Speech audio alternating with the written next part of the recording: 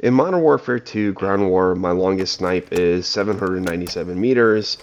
I'm having a lot of fun with hard scope sniping in Ground War, so I started playing around with loadouts and searching the ends of the maps on how to get the longest kills. You can get up to about 650 meter snipes in Kortac and Santa Sana, but Sariff Bay is really the only map to get 700 meter plus kills. To get 770 meter plus snipes, you need to be on Sariff Bay Kortac, which is A side, and go to the specific spot that I'm sniping from in these initial kill clips here in the video.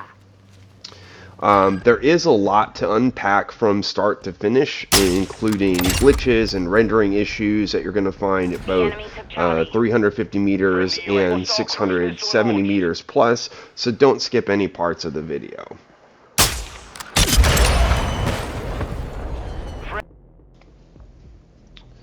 You do want to make a lot of the general optimizations and advice that a lot of people will give you for your graphic settings, such as turning off blur and eliminating film grain. But the big thing that's a little bit different is the field of view. A lot of people recommend tuning that to its highest level, which is 120. But when you're going for these long distance snipes, you want it at the lowest, which is 60. And the reason being is the bigger your field of view, the smaller your players and targets are going to be. And actually, a lot of times I've found when I had it at 120, I just can't see players that are at 600 meters plus distance. So make sure to tune this down to the lowest level. My loadout is a dual sniper loadout. I'm going to cover all the individual choices, and some of them initially may seem counterintuitive, but there's a lot to cover, so I'm going to talk about each piece as we go along.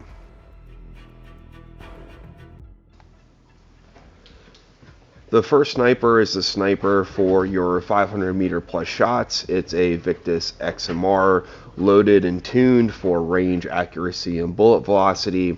Maxing out these stats are critical for 760 plus shots, so don't try to tweak anything until you use this configuration at least a few times. If you don't have some of the attachments, get as close as you can possible to maxing out those stats. The only critical attachment is the bipod, because any idle sway for targets over 500 meters, even really 350 meters, means you're going to miss. If it takes longer to stabilize too for those shots, it means longer to take your shot, which means you're not going to get as many kills and you could die more often. The only tuning that's not so obvious is for the ammo and the high velocity rounds. Because range is already maxed out, I opted to go for recoil smoothness, which is going to help further max out the accuracy. The secondary sniper is what you'll be using the majority of the time, and the key attachment here is the Drexum Prime 90 optic. There are two Drexum Prime 90 scopes, and you'll want the 7.5x version. The 12.5x version is completely different, and it does not have the same type of advantage as the 7.5x. The reason why I recommend the MCPR for the secondary is a combination of the bullet velocity and ammo.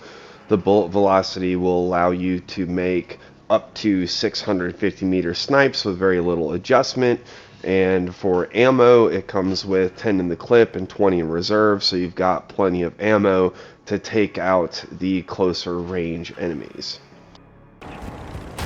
To get back into the gameplay, the first thing that you're going to want to do is go to A.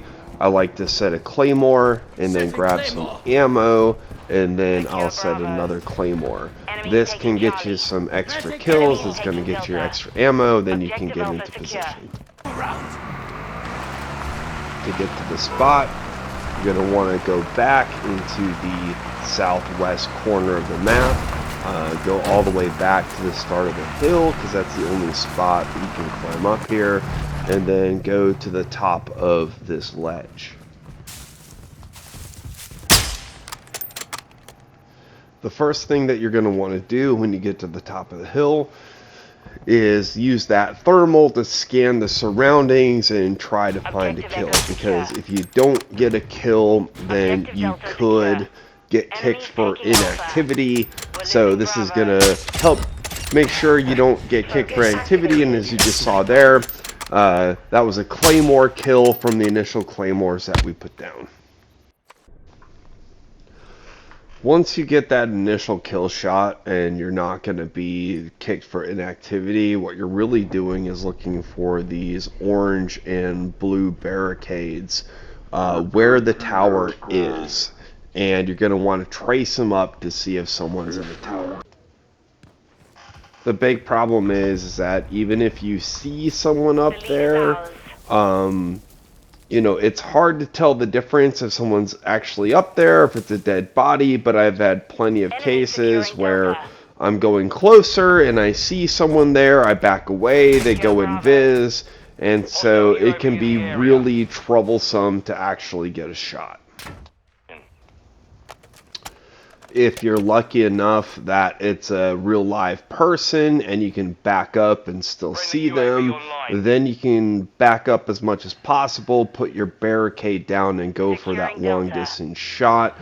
The one thing I do have to mention, as you'll see here, is that the rangefinder is not sufficient. You still have to add a little bit for the elevation. Objective Delta secure. The reason why this all works is a probability to have the opportunity for these long distance shots is the tower on the Specgru side is one of the best sniping locations. People will always go there. On the Kortac side, there are better locations, to include just pushing up further on the ledge. So the only way that you're going to get 770 meters plus is being on the Kortac side.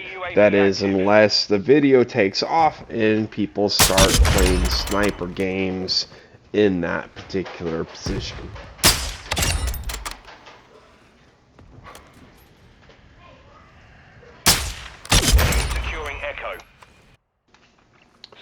To further explain some of the loadout, the reason why I have Survivor as the top tier perk is because since you're so far away, if you get shot down while you're sniping and you got your cover, it's really easy to just recover from that, use your self-revive, pick back up, and continue on sniping. The smoke grenade isn't as applicable on Sariff Bay because you don't have a lot of people real close, but it is one of my favorite things to do to combine with the thermal optic. Throw a smoke grenade, search for the people that are shooting at you, and then just go ahead and kill them while they're staring at you. I hope you find the video entertaining and informative to try to get that 800 meter snipe. Again, I haven't been able to cross 800 meters yet, but I hope this video will give you a lot of insight to be able to have that shot yourself. Good luck. Thank you very much. Give a like. Let me know what you think.